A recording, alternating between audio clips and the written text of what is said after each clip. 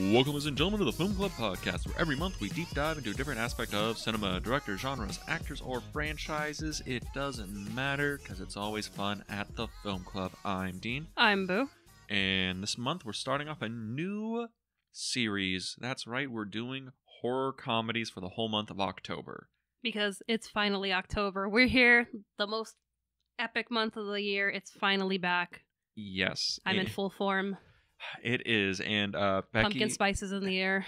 So basic with the pumpkin spice. It's a beautiful time. But yeah, so Becky is curating this entire month, so she gets to pick every single movie we watch. Woohoo! Yes, we're all so excited. But the first movie we're watching this month is going to be...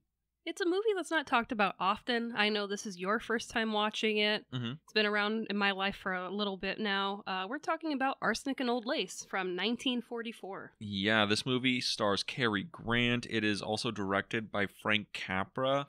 Who's directed many epic films. Mr. Smith Goes to Washington, It's a Wonderful Life, It Happened One Night, like S-tier classical Hollywood director Frank Capra. But yeah, Arsenic and Old Lace, I've heard of this movie. From me a bunch of times. Well, from like theater kids, honestly, because this was... originally a play. Well, yeah, it was originally a play, and I remember in high school, this was like an old standard. Like every high school in the district did a rendition of Arsenic and Old Lace once every year, right? Like my high school did one, then the other high school did one the next year, and so on and so forth. I wasn't in theater, so I don't know if mine ever did. Oh, probably. Because this was like one of those plays that you can get like a bunch of teenagers to do it because it has like a bunch of different parts in it. You didn't have to come up with parts to fill it out like other plays. It's comedy. It takes place basically in one location. Yeah, which is perfect for a play. Mm-hmm. But that's how I knew it, but I had never like seen it. I knew vaguely what it was about. Like, I thought it was like a murder mystery. That's what I thought it was. I didn't realize it was like a screwball black comedy. With murder. With a lot of murder. Like lots of it. But yeah, like going into this movie, I really didn't know what to expect. I saw Cary Grant was in it, so I went in with the Cary Grant kind of framework, and this almost works against type for Cary Grant a little bit. We're going to get into that. But yeah, I was really taken aback by it. This movie is actually like really surprising to me how much I liked it. Wow, okay. Because I didn't ask Dean his opinion before this. I wanted to be surprised. I'm like, ooh, he might have hated this, and then this is going to be an awkward conversation. Oh, like all the movies I recommend to you, and you're like, God, you suck. False, Dean, false. I survived an entire month of David Lynch for you. And I ended up liking some of the movies. Yes, you did, which I'm so proud of you for. So Thank proud. you. You love good films. But yeah. Like this movie. Yeah, this is a pretty good movie. But what's your kind of background going into Arsenic and Old Lace? Is this another one of those watch it every year, old standard, don't remember the first time you saw it? Definitely watch it every year. I watched the Criterion version that you got me, so it was the 4K restored, so that was very nice. Thank you again for that. Hey, get your Criterions on sale. Hashtag not sponsored. But when is the next sale? November, I think? Or wait, we're in October. So yeah, next month. Next month. There we go. Okay, cool. I don't know what day it is. We really should be sponsored. Dean knows these sales like the back of his hand. But yeah, this is one that I watch every year. I watched this for the first time in high school. This was the same time that my mom was like showing me the Marx Brothers and other classic films. And I think this was my first Cary Grant movie. Oh, this was the one that launched your love affair of Cary Grant? Yes, this is the one that lit the flame. Okay, because it is like hilarious how much you're like, so Cary Grant is my masculine ideal. Because you love Cary Grant. The man is stunning. Hey, I do not get that. Because I like look at Cary Grant, I'm like, oh, he's like a charming looking man, but I don't get like heartthrob from Cary Grant. Well, I mean, our types are very different. You know, I'm into Cary Grant, James Dean, Marlon Brando, and you're into like Malcolm McDowell. Anthony Hopkins. I'm more into like women, but yeah, those two like definitely could get some. Hey, you're the one that said, you know, Malcolm McDowell was a beautiful young man. I mean, he's got those like I don't get it. It's the eyes. It's the eyes. Yeah. But yeah. So Arsenic and Old Lace. So yeah, this is a Cary Grant movie. This is also Frank Capra. your background of Capra, because he also did, Happens One Night, which I love. Mr. Smith Goes to Washington. Good movie. It's a Wonderful Life. I'm coming around on it. Have you really? You don't love It's a Wonderful Life? It's a thing where, I used to watch it a lot when I was a kid. I was like, we have to watch it because, it's Christmas time. And I was like, okay, all right. And now that I'm getting older, it's like, okay, I can really appreciate it now. I didn't have the response that you did where you had to go hug Randy because it just moved you so much. Because I had never seen it before, and I watched it as like a grown-ass man, and I'm like, yeah, no, this movie just hits fucking different, all right? But, Clarence! I love a good Jimmy Stewart movie, but, we're getting a little bit of that background in because Arsenic and Old Lace, I guess, like, before we get into, like, the plot beat by beat here, going into this, knowing it's a Frank Capra movie, I expected a lot more sentimentality. Oh, no. A lot more, like, heartwarming stuff. Because that's Capra. Like, that is Capra. Is like, all American, we can get it done, like, oh, the downtrodden guy's gonna rise up against this. Like, that is literally the Capra-esque qualities. But the man can do comedy, too. Yeah, he can do comedy. He did It Happens One Night. He basically invented the screwball comedy, and this is, like, that, like, fleeting era before screwball comedies got pushed all the way out of the market. Yeah, this isn't the same realm as The Awful Truth with Cary Grant, which you loved. I did like that movie, but Awful Truth was like, what, 35? Yeah, and this is 44. This is a decade after. Yeah, but this was also filmed a lot earlier and had to be pushed back because of the war. Yeah, I read that. I guess this was shot in 41, and then they had to, like, hold off for the war effort, which was kind of weird to hear. Yeah, because it was released for some of the troops. So the troops, the lucky ones that got to see this movie almost, 5 years before it was initially released to the general public. I'm wondering why they held it back, because it's like, oh, for the war, and I'm like, well, like, what does that mean? Was it like, oh, this, if we released it would have given off, like, state secrets? Was it just like the studio didn't want to release it when there wasn't enough audience, or what? No, I think I read somewhere, I don't know if it was Capra was, enlisted. Oh, so, yeah, well, Capra did go overseas, and he filmed, battles and stuff. So I think it was a thing where he couldn't be here for it, so it was kind of like, well, we'll just wait till you come back, and then we'll do, like, the promotional stuff, and we'll release the film. I guess it is difficult for them to do the whole, like, premiere for everything for an A-list director, actor. Because it's not like wartime. Now where it's, it's just the premiere here and maybe a few other big countries. I mean, now it's like, they go on a whole press tour, a junket, and it's just, they're gone for like a good 6 months. Yeah, I guess it is a different era of release schedule for those kind of movies. But the whole thing that I wanted to get across is this does not feel like a Frank Capra movie. In the sense that it is a lot darker. It's a lot more of a, like, out and out, like, comedy. Yeah. There's romance involved, but that's not really the point of the movie. No, you're focused in on the murders. Yeah, and the other thing is there's a lot of stuff in here where I'm like, how did this get past a fucking censor board? And there were issues with the censor board because they were like, this kind of play on with, they want to go on their honeymoon and, they're in love with each other. We can't be having that. And it's very minimal because we have dead bodies, basically up to our ears in this movie. Yes, that is one of the first things that I guess, spoiler alert, there's like 13 or 14 dead people in this movie. There's 13 in the basement. Yeah, there's 13 bodies in the basement. But, that's like the preamble for everything. Let's get into, like, I guess the beat by beat of what's going on in this movie, because it opens with a riot, literal riot. Oh yeah, a day at the baseball stadium.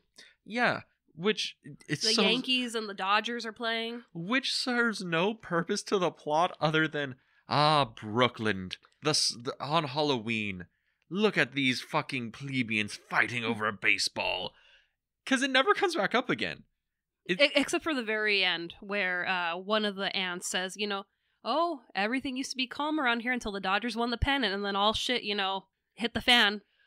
I just like that go Dodgers. I just like that whole scene is literally a setup for a throwaway line 90 minutes later in this movie. It'd be like that sometimes.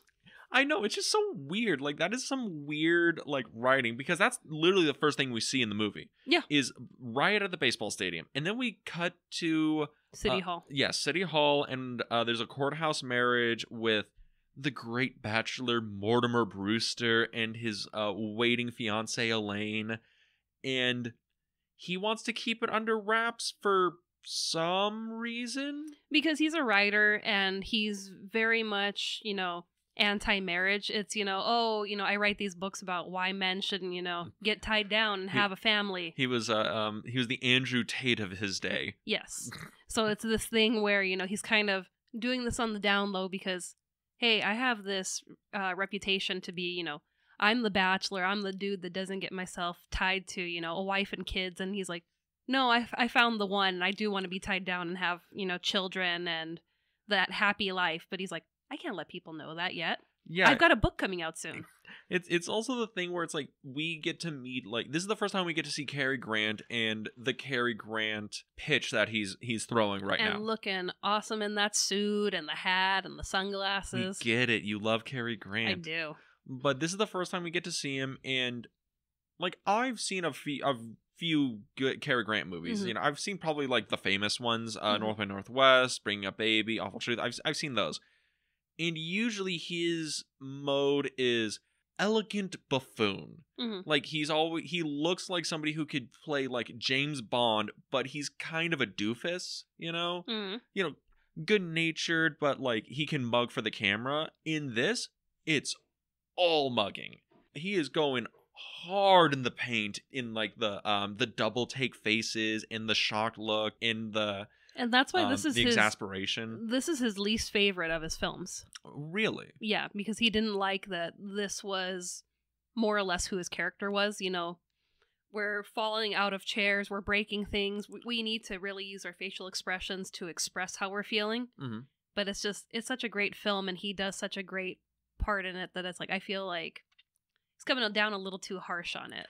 I mean, I can see what he's getting at, because it is the same kind of Cary Grant performance we get with a lot of his other great works, but he's turned up to 11 in this. Yeah. Like with something like Awful Truth, right? Mm-hmm. He's still playing a general romantic lead, Mm-hmm. but he's a little bit of a doofus or a little bit of a buffoon. He's fusing in, the physical comedy. Yeah, he's really good at physical comedy and like this fast talk humor, like in a lot of the Howard Hawks stuff. Bring Up Baby's a perfect example. Yeah. But in this, it's almost like he's dropping the whole sense of, look how good looking I am. Don't you know how good looking I am? It's like, so guys, I'm gonna do my best Jack Black right now and try and make you all laugh. He's going like full clown mode, which I kind of love. Mm-hmm. This might actually be my favorite Cary Grant performance. Interesting. But we're gonna get more into that once we get farther into the movie. Because, just saying, just like the great Humphrey Bogart, he thought Casablanca was a waste of his time, and it's one of his best performances, one of the greatest films of all time. Yeah, it's also a thing where Humphrey Bogart cut his teeth on different roles. Like, he cut his teeth playing gangsters and detectives. He didn't cut his teeth playing romantic leads, and I think that's probably why that performance stands out so much, is because it's so different from everything that came before it. And Warner Brothers also considered him for the role of Mortimer. Oh, I know the one person who they considered for this that would have created a completely different movie, and that's Bob Hope. Yeah. Which, okay, I don't know your thoughts on Bob Hope. I like Bob Hope. Okay, because I've seen him in, like, what is it, Road to Morocco, Mm-hmm. and, like, a lot of those Road 2 movies with Bing Crosby. And he's funny. He's, solid, but it astounds me that man lived to, like, the early 2000s, and he was still, like, hitting the stage every month, coming up with new material. Oh, yeah, out there with the troops, with USO and going and, entertaining people.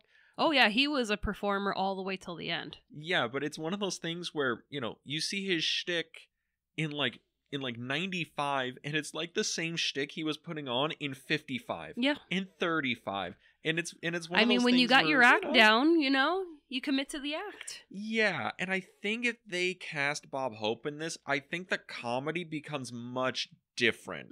Because Bob Hope doesn't mug. He's playing like the smarter than the room wise ass who gets in way over his head. At least that's like the vibe I get out of his comedy. But Yeah, I think Cary Grant is like the only person they could have got for this. Absolutely. I mean, he's the perfect choice. He has just so many different so many different elements to his character, even though he is doing a lot of physicality in it. Yeah, because if you get Bogart for this, I don't think you can get Bogart to go as broad as Cary Grant. I think it would probably lean more towards a darker, darker kind of, comedy where it's a little bit of comedy and just, really a mystery. When it starts looking like a noir movie and you see Humphrey Bogart there, you're like, so we're in like the Maltese Falcon, right? Yeah. But Which I love. Yeah, but if you put somebody like Bob Hope in this, then you're like, oh, this is a parody. I'm waiting for Bob Hope to break the fourth wall and kind of, nudge at the camera. Cary Grant, like, you can take this seriously as a drama that's seriously as a comedy. It's a very interesting line he's walking here. But that's scene 1 that he appears in. Yes. But after that, we get to meet the Brewster sisters. One's detective or police officer Riley is, or what is it, O'Reilly or O'Hara? O'Hara and Riley. Yeah, O'Hara and Riley, because Irish detectives in Brooklyn, They're walking the streets over at the spooky neighborhood and they meet the Brewster sisters, Mortimer's aunts, and they're like, oh, they're such sweetie old ladies. Oh, they're taking in the poor and the downtrodden. Oh, how nice they are. And we get to meet the haunted house where there's a laboratory and there's a basement and and Teddy Roosevelt. I mean, who doesn't have the Panama Canal in their basement? And also Uncle Teddy. Yes. Did you like Teddy Roosevelt? I was very confused at first because when he walked out, I'm like, why does he look like Teddy Roosevelt? And then he started speaking and I'm like, why does he sound like Teddy Roosevelt? And they started calling him Colonel and then they started calling him Teddy and I'm like, oh, okay, Teddy Roosevelt's in this movie. And then they explain, no, he's just crazy. But did you like, Charge? Yes. What is it? Every time he goes up the stairs, he yells charge because the stairs are San Joaquin Hill or whatever. And I'm like, what the fuck? That's one of those things where at first, when they're at the courthouse, okay, this is a screwball comedy. This is the setup, or actually, this is the resolution of a screwball comedy, is they get married. We're not getting the meet cute. Yeah, we're not getting the meet cute. Mortimer and Elaine have finished their screwball comedy, and this is the epilogue. Now, what we're seeing here is a cartoon playing out. We're at the Addams family's, cousin's house right now. Again, one of my favorites. I'm well aware. But that's the thing, because this house, the Brewster sisters, the aunts, this is very much, Halloween aesthetic, because it looks and feels like a haunted house. And it's taking place on Halloween. Yes, it's taking place on Halloween, and it's very much a nice aesthetic vibe they're going for. And I kind of am just taken aback once I see Teddy fucking Roosevelt there. And I'm like, okay, so I don't need to have any pretext in this taking it so seriously at all. No. So, your thoughts on Mr. Roosevelt? Oh, I absolutely love Teddy. I remember when my mom bought the DVD, because it was one of those Turner Classic, you get the 4 different films. Yeah. And she's like, you can't watch this without me. And I'm like, why? She's like, you'll know when you see it. And I'm like, okay. So we're sitting down, we're having dinner or lunch, and we're watching the movie.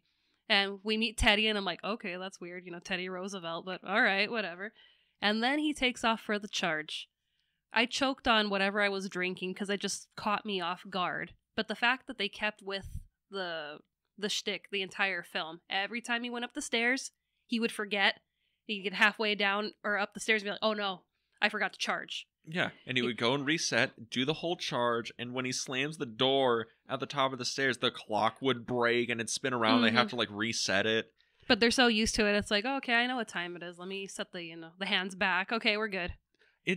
I love Teddy. It is one of those things where it's such a weird gag that it almost works because it's so weird.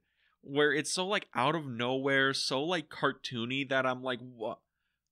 Okay, you're playing a game that I'm not aware of yet, but I'm kind of digging what you're doing. And it's also an interesting thing that a lot of the cast in this movie, even though it's not a big cast, was part of the original cast from the original opening night of the play.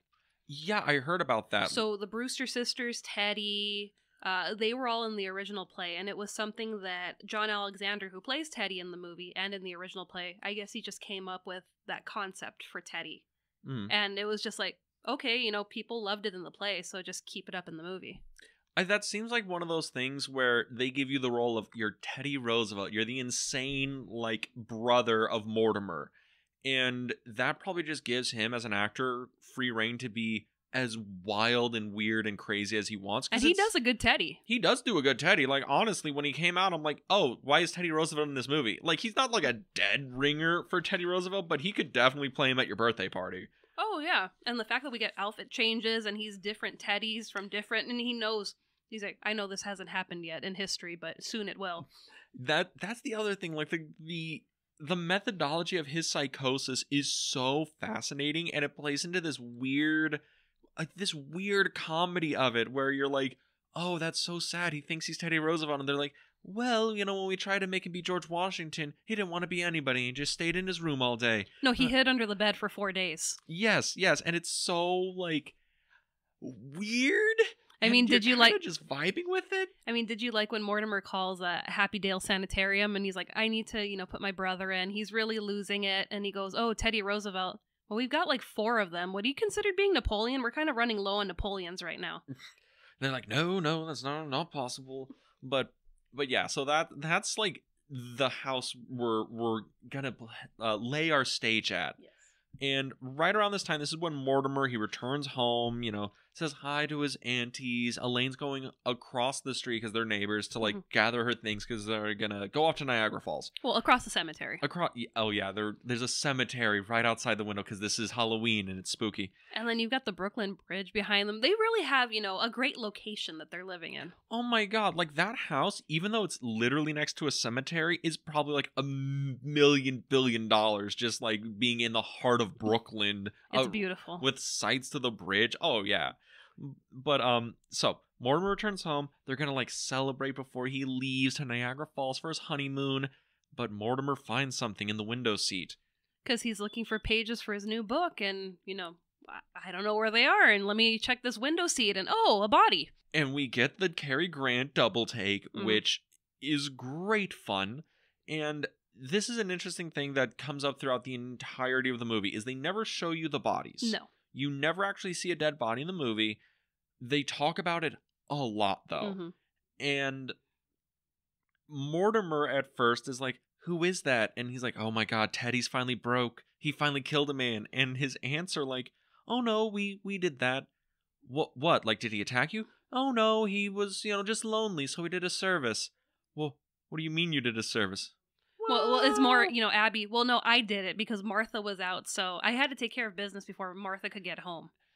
And this is where we find out that his aunts are straight up serial killers, because this is body number 12. I mean, they consider it number 11. At least Abby does, because the first guy died of a heart attack. And the rest of them they poisoned with, Cadbury wine or something? It was elderberry wine, because the tea, it gives off a smell in the tea. But they're like, oh, yeah, we just mix it into the wine. It's, a bit of arsenic, strychnine, and, oh God, what was the third one?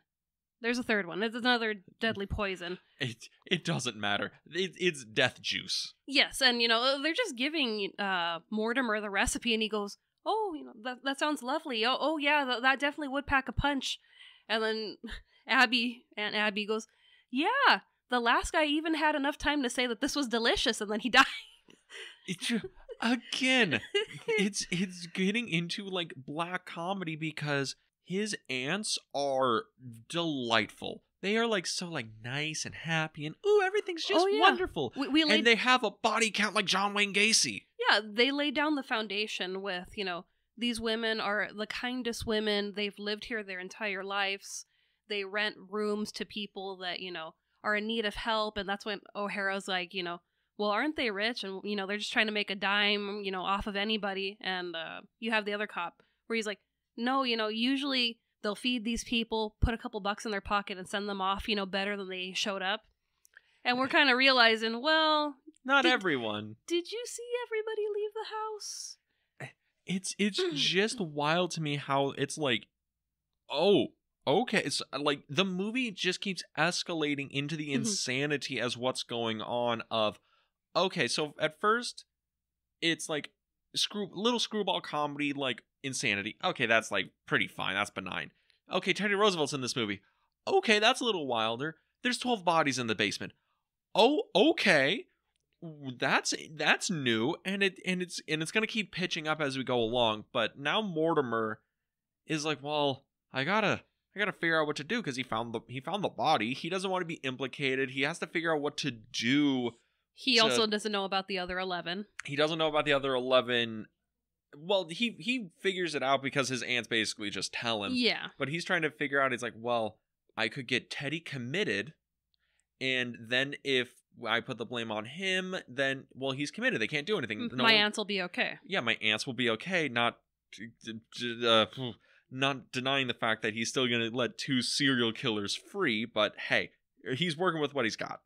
So now Mortimer has this whole new goal. Instead of going to Niagara Falls for his honeymoon, he has to find a way to commit his brother Teddy by getting a bunch of paper signed. He has to do it this roundabout way, while also trying to keep his aunts from killing more people. Yeah, and he stops. He stops his aunts. He does. Because it almost happens again. Yes, as he's on the phone yelling at people and like yelling at Elaine because Elaine's like, "What's going on?" He's like, "Oh, darling, don't worry about it. It's fine. Just fine. Go home. Honeymoon. Keep your shirt on, woman. Come on, damn it." And yeah, this is where the comedy ensues. And right when he's doing this, like, he goes to meet the judge and try and sort this out, and we're getting this whole roundabout thing until Jonathan and the doctor show up. Dr. Einstein, played by Peter Lorre. I fucking love when I see him. Were you excited? I was so excited. I didn't realize he was in this movie. Yeah. And I love when he shows up because he's slimy and everything, and he's just great in this movie, honestly. But his brother Jonathan shows up. He looks like Boris Karloff. We get a picture of Jonathan, right before he finds the body. Yes. And his reaction to Jonathan's picture is, like all of us with reactions to our siblings, oh yeah, look at how good he used to look way back in the day. So Jonathan was looking pretty rough, and then we see Jonathan with a brand new face. Yes, Dr. Einstein, Peter Lorre's character, has been doing plastic surgery work on Jonathan because they're on the run from the law, and they got a body in the trunk of the car, and they keep making the reference that, "Oh, Jonathan, you look like somebody I saw in a movie once. What is it?"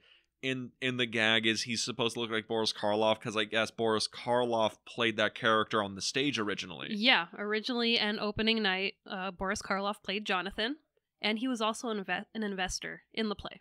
Oh, okay. So when the movie came around, Boris Karloff was ready to be Jonathan. He was so excited to play the character, and the other investors in the play didn't let him. They're like, "You're an investor. You are also the reason why we have people coming, in droves because they want to see Boris Karloff." Because he was still like a big name in 44. Oh, yeah. Yeah, because he didn't have like the late stage fading star stuff until like the mid 60s. Probably, but I mean, he was still doing a lot of work up until his passing. Oh, yeah. So it was this thing where the other investors didn't let him be part of the movie. He was absolutely furious about it. But he was also such a kind person that he gave them the all clear to not only model the character after him, using the prosthetics and whatever, but also being able to use his name in the movie. Yeah, because I heard what it wasn't so much the investors. I think he was still under contract for like a movie contract with like Universal or somebody, and this was a Warner Brothers picture. It's like the same reason because they wanted to get Karloff for this, but he was still under contract, and that's the same reason they couldn't get Bob Hope, because he was under Paramount, and they wouldn't let him come over unless they gave them Bogart, and Warner Brothers said fuck off. Yeah, from what I read, it was more by this time the play had already hit Broadway. Mm-hmm. So it was an independent thing, and then because of the popularity, it had moved up to Broadway. So by the time it was on Broadway, the people that were running it were like, "We can't lose you. This is Broadway, and you are a big name actor.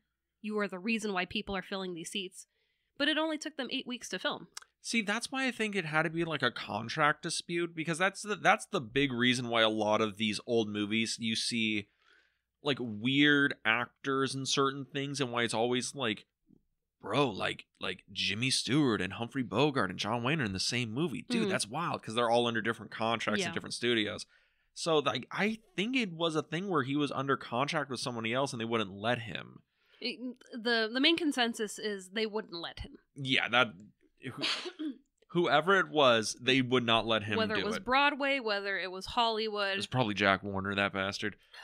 Threw a man out of a third-story window, got away with it. I mean, they just wouldn't let him. And I mean, the fact that they let a majority of the cast be in the movie, it was like, well, why wouldn't you just put the play on hiatus for, the 8 weeks? Well, I guess that was a thing. Was the movie wasn't... I think that... Oh, okay, actually, I think that's why it didn't get released in 41. Because I think it was a contract thing where they couldn't release the movie until the play finished its run. Because they didn't want the play and the movie conflicting business-wise. And the play just happened to run on incredibly longer than they thought it would, because it became this kind of like cult sensation for like the theater goers. So that might have been it, where it was like just kept on going for like so long. Like that might have been why. Yeah. So we could have had this with Boris Karloff in it, which would have been Kino in my eyes. Because you love Karloff and everything. Oh, absolutely. And to have Karloff and Cary Grant together in a movie. Perfection. But I really like the actor who's playing Jonathan in this. Oh yeah, he does a really good job. I couldn't... Granted, he's under so much prosthetics, I can't really tell if I know him from anything else. Yeah, I looked him up, and his name is Raymond Massey. Okay. So it's like, he kind of looks like him, but he looks like Karloff, so much because of the makeup and the stitching. Yeah, and also the fact he's like head and shoulders taller than everyone else in the movie. Oh yeah. Which, Karloff, was a tall guy. He wasn't like, whatever this guy is, like 6'5". Yeah, because I mean, Karloff, as Frankenstein, had to be in the platforms, which really, made him that much more taller. But yeah, like Jonathan shows up, and I am really enjoying this part of the movie because Jonathan shows up. Dr. Einstein's being slimy because Peter Lorre has defined slimy characters in movies, and he's like, "Oh, hello there, aunties. I know you've missed me." So he talks like a noir villain, and this is like the closest we get to a horror movie is when they're in the house and they're like, "Yeah, turn off the lights so we can all go to bed and all like leave the living room so I can get a body in here and hide it." That, and we have the running joke where the other aunt, what was her name? Not Abby. Martha. She comes down the stairs and she goes, "Oh my God, that face! That's from the movie when we took the little boy to go see that horror picture, the one that kept me up for nights." Yes, they keep bringing up that gag over and over again. That he looks like Boris Karloff, and this again, it's one of the parts of the movie that gets really funny is how threatening Jonathan is, even though he is like completely ineffectual. Throughout the entire movie, he's just scary looking. Yeah, I mean, we don't really see him doing anything. I mean, apart from when him and Mortimer finally meet, and he, starts revealing, it is him, and he's like, "You remember when I used to put needles under your fingernails? I would do this to you, I would do that to you," and I was like, "Oh, so you are a legit crazy person." Yeah, because what is it? While Jonathan's here, he's like, Mortimer's out getting stuff signed and, Comedies ensuing. But when he does return, there's like this whole thing going on where, Jonathan's gonna like kill Elaine because she walked in on them trying to hide the body. And she saw him at the car so she could identify the car and him.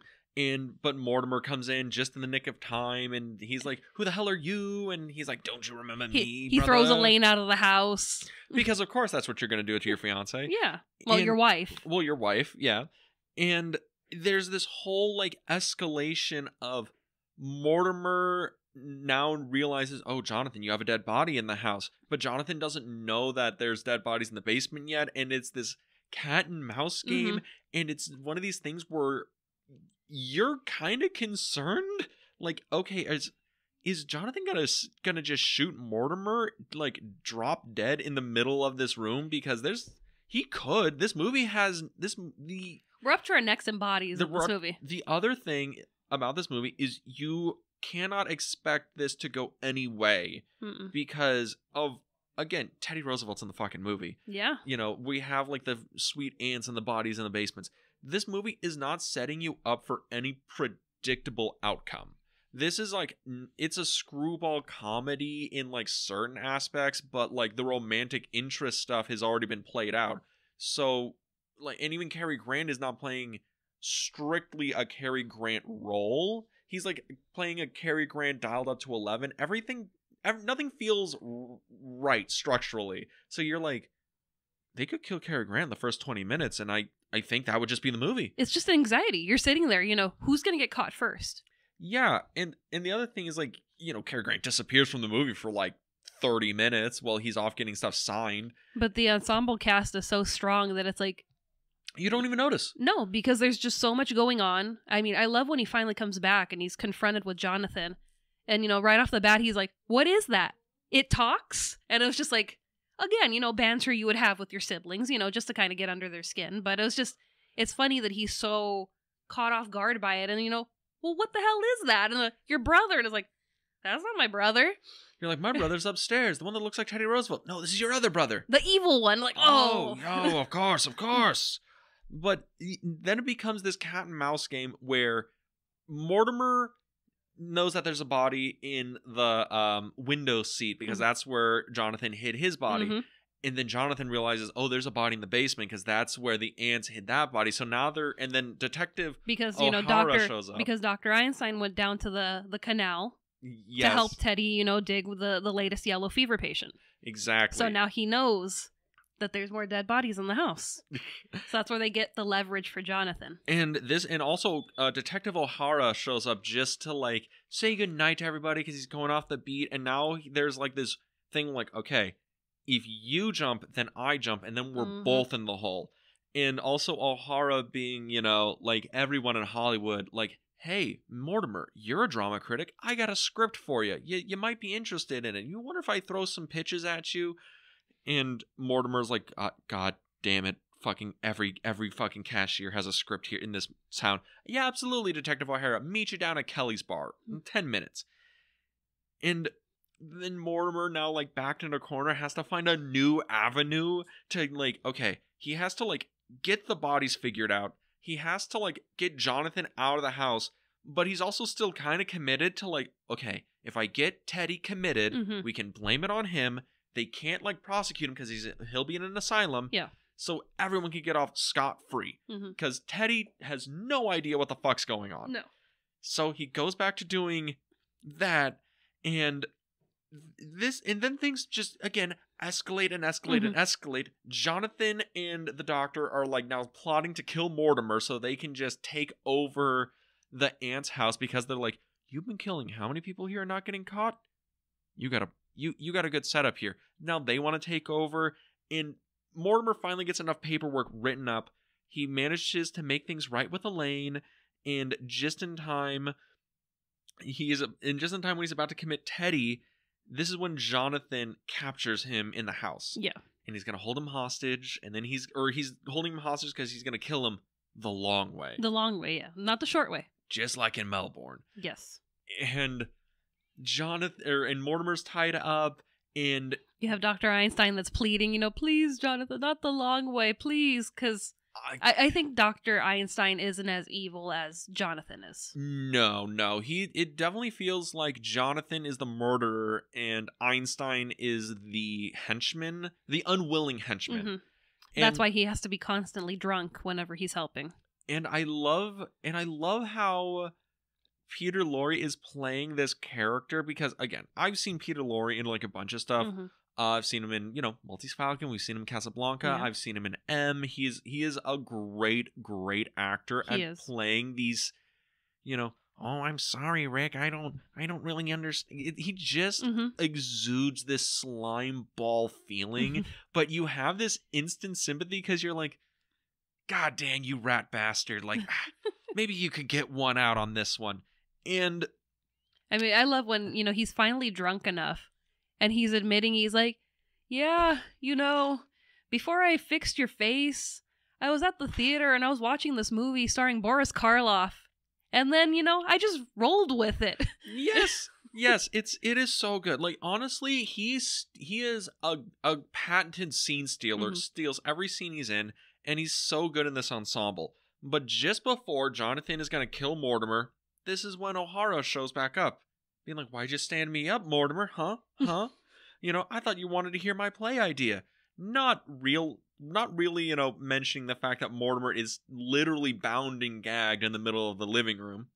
Because, he's got to get his pitch out before, he unties him.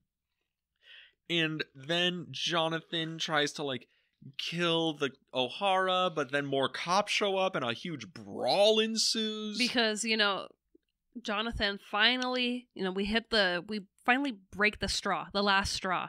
When O'Hara's like, "Who are you trying to be, Boris Karloff?" And then he was like, "No, I've had it enough tonight." He's been called out 120 times. Jonathan tries to kill O'Hara. There's this. I loved the knockdown drag-out brawl because Mortimer manages to get free, and he's like, he's so exhausted. He's like, "I'm gonna jump in and help." No, I'm not gonna do that. Yeah, he just sits on the stairs because we don't really see the brawl. We see the shadows on the wall, and we see Mortimer just sitting on the stairs. He's talking to himself. He's lighting up a cigarette, and he's just like, "I just can't do it. I can't do it." And someone will get thrown against the banister, and he's like, No, not right now. I need a break. And then he's like, "You know what? I do need to make a phone call." And then you have Jonathan, ready to throw the phone at the police. And he's like, "Can you lift it a little bit higher so I could, dial the number?" It's a thing where Mortimer is so exhausted by everything that's been going on. He's just like, "I'm done. This is the curse of the Brewsters. Mm-hmm. We're all insane. We're crazy. We're all crazy. We're all these evil monsters." Crazy doesn't run through his family. It gallops. It does. And the brawl finally settles, the dust settles. And, the paperwork's all written up to send Teddy off and be committed. And they have, the men in white coats to come to take him away. And then Mortimer gets another idea. Well, we could send my aunts away too. Well, before we, jump to that, they realize that Teddy signed his papers Teddy Roosevelt, not Teddy Brewster. Yes, your favorite gag in the movie. So they have to, go through that, trying to get him to realize, hey, you need to sign your actual last name, but you're really signing this because it's an anagram, because, they're spies now. And Jonathan is a spy, so you gotta, sign this documentation. And that's when there's 13 bodies in the basement. And yeah. And you've got the chief of police that's there now because Teddy, again, blew his bugle. And that was the reason why, the steps were being made to get him in the asylum, because he kept constantly blowing the bugle, scaring the neighbors, and the neighbors were just like, "You know what? We've had too much of this. You've got the cops as friends, but at this rate, we need Teddy out of here." And that's the thing. That's the opportunity for Mortimer to be like, "All right, if I can get everyone committed, even if they find the bodies, no one's going to prison, but they're just going to be locked up in the asylum forever, where they probably rightfully belong." Yeah. And his aunts are like, "Well, we don't want Teddy to go. We'll just go with him." And Mortimer's like, "Absolutely, you should do that." As he's trying to convince the chief of police, there's not 13 bodies down there. They're just crazy. All right? They're whack jobs. And the chief of police is like, "Oh, okay, I see what you're throwing down there, laddie. Yeah, well, they're definitely whack jobs." Well, the chief of police didn't have an Irish accent, but... He does in my head, damn it. But, now we've got our supporting cast. We've got Jonathan. We have Elaine that are like, "There's bodies. I've seen them. You want to go see them." And you have, more deputies that are ready to go down there. But Mortimer's like, "I got to pull, people away from that basement."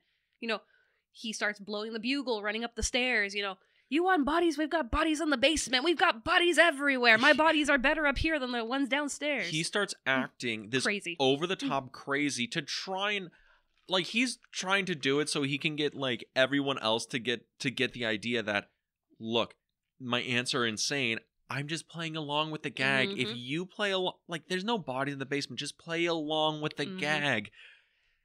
Two varying successes, but he finally was able to get everything worked out enough, so when everything settles, his aunts are going to the asylum. Same with Teddy. Jonathan's arrested. Dr. Einstein escapes, and also I love that bit, by the way, where they're like, "Oh yeah, his accomplice," and Einstein is just about to leave, but then the cops show up. And he's like, "Oh shit," and he's standing there as they're doing the descriptions. "Yeah, about 5'4", 140 pounds, speaks with a German accent. 50? About 50, greasy black hair. All right, we'll see if we got him. Hey, Doc. He's like, yes. If you see somebody like that, let us know. He's like, oh, I will. And he just walks out the door. It's, again, great little gag. I love it. But it finally ends with his aunts revealing to Mortimer that he was adopted and he's not actually a Brewster. He's the son of a sea cook. And he's so excited, he grabs Elaine and says, none of this is my problem, honey. And they fly off to Niagara Falls. Over a barrel. And that's Arsenic and Old Lace. But again, like, explaining this movie does not do it justice. It just gives a very broad idea of kind of the humor and how dark this movie is going. Yeah. And how kind of light the comedy is. Because, again, the movie, in some aspects, looks like a horror movie. It looks like something straight out of Frankenstein or Dracula. Especially when they're going up the stairs and you have the light coming in through the windows and it's full fucking noir. Or when they completely turn out the lights in the house and then we have Teddy come out of the basement and you just have that beautiful white glowing light coming out of the basement surrounded by the dark house. And you just barely see expressions of his shadow as he's moving through, and you're like, he has a body on his shoulders, but you can't tell what's going on. You see the feet of the body going down the staircase. You get this beautiful sound design where you can like almost see what's going on, even though you're staring at basically a black screen. Again, like the filmmaking on display here is like really, really good. Like that's the thing. Like Capra was a lot of things. He was a great fucking filmmaker. And the whole thing about the movie that I think hits me so well is it has this kind of perfect control of its tone.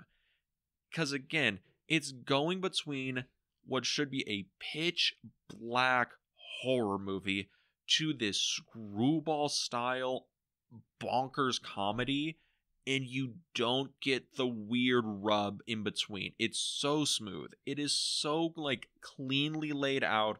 Everything just feels like it flows into the next thing. You don't question why there's 13 bodies in the basement. Oh, well, why don't they tell the cops? Oh, why is Teddy Roosevelt in this movie? Why is Frankenstein showing up all of a sudden? You don't question these things because the movie sets up the vibes and tone so well. There's no gore. There's no blood. Oh, God, no. I mean, okay, there's no gore, there's no blood. I am still amazed this got past any censors in 1944. Yeah, and I mean, the majority of the censor issues was just the, quote-unquote sexual frustration of this couple wanting to leave for their honeymoon. Okay, well... And it's like... there's also, like, the thing where he was like, oh, you know this look, honey? Yes, that look. You better get used to that look. Because that's... Yeah. The context is like, this look right here, this is the look you're going to get right before you get boned. Yeah, we go into the bone zone. Yeah, so it's like... But that's just one scene. And it's, not even like, them eager because they want to get to their honeymoon. It's just, we have to make this train in the next hour, but we're, well into the hours of the night of this happening. I love how the cab driver is just waiting outside and Mortimer just keeps running around and he's like, hey, are we ever gonna leave to Niagara Falls? Okay, I guess I'll keep waiting out here. No, I just like that he's like, hey, you're at $22 now at this rate, the cab's yours. And then, an hour later, okay, you own like 2 cabs now. And it's just like, wow, $22. That's not bad. It's fucking 44. Yeah, that works out. But again, it's a thing where the movie definitely has like, definitely it's got some good sex vibes going on, sex jokes going on. Yeah. Because the whole like dynamic between Mortimer and Elaine in the beginning of the movie is definitely, they are real into each other. Oh, yeah. And it's not, like, subtle about it at all. And, like, it's the whole thing where, not only that, but the whole premise of the movie being about murders and covering up of murders and insane people. And, like, at the end of the movie, one of the villains gets away. Yeah. Like Dr. Einstein just walks out of the movie, like, scot-free. And it's like, the Hays Code had all these rules and restrictions. And this movie comes out in 44, yeah, but it was made in 41 under that code.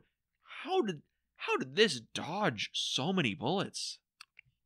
It just did. And then, the critical reception to it was everyone loved it. Yeah. I know it also made a shit ton of money for the time. Oh, yeah. It made a ton of money. So it's kind of cool to see, wow, it was critically acclaimed. It made a lot in the box office.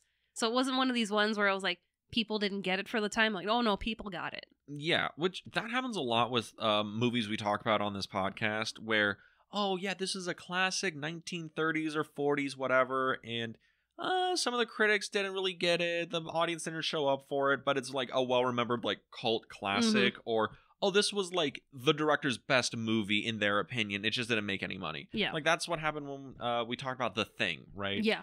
You know, John Carpenter's like, this is my best movie, and at the time, no one liked it. It took what, like 10, 20 years? Probably closer to 20. I think around like the early 2000s when the internet kicked in, that's when everyone kind of came to consensus that, okay, it's not one of his good movies. It's not one of his great movies. It's his best movie. Yeah. With Arsenic and Old Lace, I'm just amazed that out of the gate, this movie that is all over the place, that is honestly like a precursor to the fucking Addams Family, is this kind of really dark black humor, just kind of works. And everyone's like, oh yeah, no, this is perfect. This is a great big crowd pleaser. It totally goes against all of the Capra aesthetics and mannerisms. And it's like, yeah, it's perfect. It's great. And I'm just, again, astounded by this. Yeah, you know, it's one of those movies, I can't think of the phrase where, you know, it's a really great movie, but not a lot of people know about it. I think you know what I'm talking about. A great movie that, I mean, there's cult classic, but this movie is like well critically acclaimed and made a lot of money. So yeah, that's probably not a cult classic, but I know what you mean. Like, yeah, you know, these movies where it's like they should be, you know, be loved by so many, but it's just not too many people know about it. People know about the stage play, which was new information to me, that was something in your high school and high schools that they do still act this out. Oh, all across like the world. Like people do this play constantly because, you know, it's a play that has a lot of parts. Like in a lot of like plays, you know, oh, Romeo and Juliet, there's Romeo, there's Juliet, there's Capulets, Montagues, whatever. But in a lot of high schools, you're like, well, there's like 15, 20 kids in like the theater club, maybe. Yeah. And this has like 13 parts in it. So it's like, oh, you can actually like do a nice big play. Everyone gets speaking lines. Everyone gets to do stuff. Oh, yeah, it's really good for that. It's also a thing where it's a little like raunchier without being like gross about it. So you can actually like, oh, I'm a 16-year-old and I get to be like doing spooky stuff and also like throwing in the old like wink wink nudge nudge kind of gags. It's a really good play for that, and the movie just kind of works perfectly as an adaptation of that kind of play. It's one of those things. I'm just like, again, I'm just astounded by like how much I like this movie. And honestly, this is probably way more popular than we're giving it credit for. This is probably, if you were listing off like the 5 best Capra movies, this is probably in there somewhere. Oh yeah, but you know, now that we're probably 10 best Capra movies. We made a lot of good fucking movies. Yeah, but now that we're in October and, you know, this is the time where people are really, you know, ramping up. We're going to watch the spooky movies all month long. You know, this isn't one that I hear a lot of people talking about. Yeah. I mean, like on Facebook, I'm like, you know, in groups for like, you know, pre-coded silent film eras, you know, movies from the 50s, the 40s. And, you know, there, you know, every now and then I'll see something, you know, featured about Arsenic and Old Lace. But it's like, other places, no. I don't really see people talking about it. Well, this goes into a thing that I think is interesting. There's not a lot of Halloween movies. There's a lot of horror movies. Yeah. But most people, when they're watching movies around Halloween, you're watching like Scream, Friday the 13th, John Carpenter's Halloween, you know, Friday the 13th, Nightmare on Elm Street. You're watching like slasher movies, or you're watching like The Exorcist, or Amityville Horror, or The Omen. You're watching horror movies. Yeah. This is a movie, like a Halloween movie. That's a comedy first and foremost. That's just kind of macabre, and that's like in a really weird kind of genre, because that also exists with something like Hocus Pocus, which is it takes place on Halloween. It takes place on Halloween, but it is like a family friendly kind of like comedy with a macabre comedy. That's more like Hocus Pocus is. This, it takes up the same kind of place as something like The Munsters or like Addams Family would take up. And I think that's more the thing, because I think most people during the spooky season, they're watching like horror movies. this is in a different genre than like those kind of Halloween movies, which, you know, I think is fascinating. Oh, yeah. But I absolutely love this movie. If you guys are able to find a DVD copy, if it's just randomly out on a streaming service, I highly recommend you give it a watch because it's a good time. I wasn't sure how you were going to feel about it, but I'm happy to hear that you enjoyed it. You didn't take it too seriously. You just kind of went with the flow of, well, what's going to happen next? Well, like, I usually take movies like this. Look, I only give movies like that kind of downtick where I'm like, I can't take this seriously when it doesn't set up its identity well for me. Like, this sets up exactly what it is from like moment one. We are an absurdist, macabre comedy. This is what we're doing. And I totally just vibed with it. It really worked. I mean, I gave this a 5 stars on Letterboxd, so 5 out of 5. Oh yeah, wow. this movie just kind of worked for me. I think it's my favorite Cary Grant performance. I like it more than him in Bringing Up Baby, which everyone has anointed as, oh, this is the star-making performance. I fucking can't stand Bringing Up Baby. I'm sorry. Like, the first 15 minutes of Bringing Up Baby is a slog. The rest of the movie, it gets progressively better after the first 15 minutes, but the first 15 is rough. Him in The Awful Truth is really good, but that's the duo between him and Irene Dunne that really kills that movie for me. And even then, I'm like, I kind of like Irene Dunne better in this than Cary Grant. And then, like, North by Northwest is like, oh, it's him doing the James Bond shtick. And I'm like, yeah, but he's also, like, almost 60 in this. So it's kind of, again, like, I'm not really getting the vibes here. This, though, like, is pitch perfect for me for, like, a Cary Grant performance. I think this is another one of those, all right, put this up in the echelon of Peter Lorre performances I think are wonderful. It's super funny. It's super spooky. It definitely works as a perfect Halloween film. If you got people who are into the Halloween season and they don't want to watch, you know, Friday the 13th Part 37, Bloodbath, and Elm Street, this is probably a much better watch for those people. But yeah, would highly recommend. Give it a watch. Great movie. But what are we watching next week? Well, before I announce what we're watching next week, I do have a boo fact. You have one boo fact. I have one boo fact. So at the time of this movie, the Brewster house was the largest set ever built on the Warner Brothers property. Really? Mm-hmm. Because they built it as the house. Oh, okay. Oh, that makes sense. So it's a whole, I assume it's a whole exterior, interior, right? It was a completed house, room by room, every detail, and even down to the things that we didn't get to see, the study, the aunt's bedrooms, the cellar. Those were all completed. Oh, that sounds like such a waste of money. And it was used, I think, in another movie not too long after this one released. Mm-hmm. But it was a thing where the house was run down, so they had to, like, basically destroy the interior of the house, make it look like, you know, it had been abandoned for years. But at the time, yeah, this was the biggest set to ever be built. And it was a functional set. I think that's such a waste of money because we see one static shot inside the basement that could be anywhere, and I don't think we ever see the inside of the kitchen. We're in the kitchen twice. Okay. But we never see the study, right? It's just kind of in the background. No, we never see the laboratory. The attic. We never see anyone's bedroom. We don't go into the bedrooms. We don't even go into Elaine's house. We just go right up to the front door and up to her window. Jesus Christ. And yeah, okay. That sounds like Warner Brothers like, we need to embezzle some money. All right, just build like some sets and it'll be fine. You know, we'll make the numbers disappear later. That's okay. That's kind of a fun one. All right. I thought you might like that since, you know, we did tour the property this year. Yeah, we did. I'm not sure if this was on the studio proper or if this was at the ranch that they just recently tore down.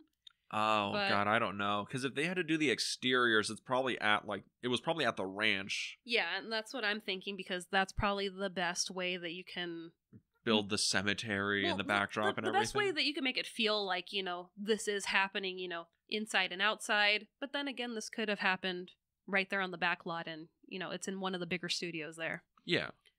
But yeah, that is my boo fact of Arsenic and Old Lace.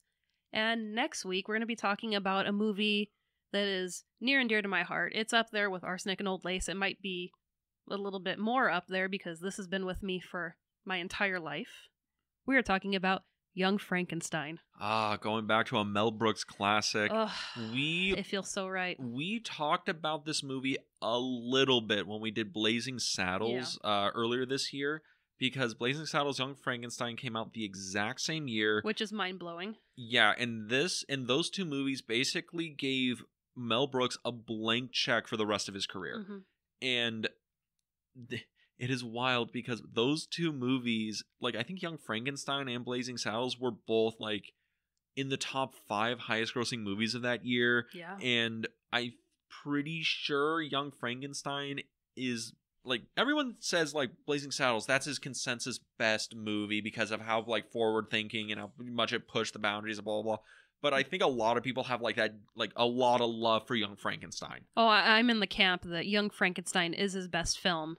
I mean, Blazing Saddles is right behind because it is just so innovative and groundbreaking and right in your face. But this movie, I mean, this is an art piece. I'm very interested to see how I feel about it, because I, like, when we talked about Blazing Saddles, I haven't seen Young Frankenstein in years. Oh no, I watch this. You watch it every month or on repeat every year, because that is how you watch movie. You don't like watch a movie. You integrate a movie into your life like people integrate a workout routine. You're like, I mean, is there anything wrong with that?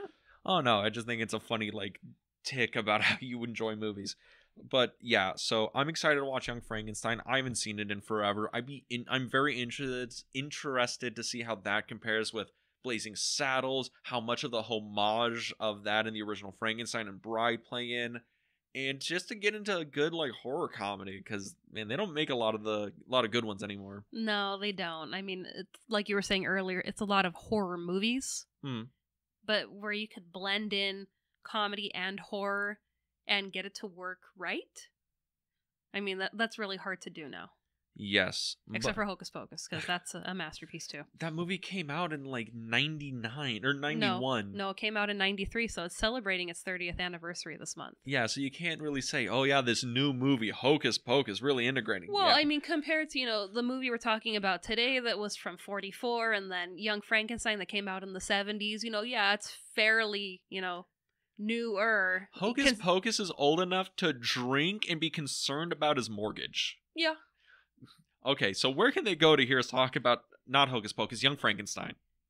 If you want to listen to us on a different platform than you currently are, you can find us on Apple Podcasts, Spotify, Google Podcasts, and YouTube. You can go to our YouTube channel, The Film Vault. That is The Film Vault on YouTube. You can go there and like, comment, subscribe to see the nice video slideshow versions of this podcast. Eventually, Dean will get off his ass and upload more of those for your enjoyment.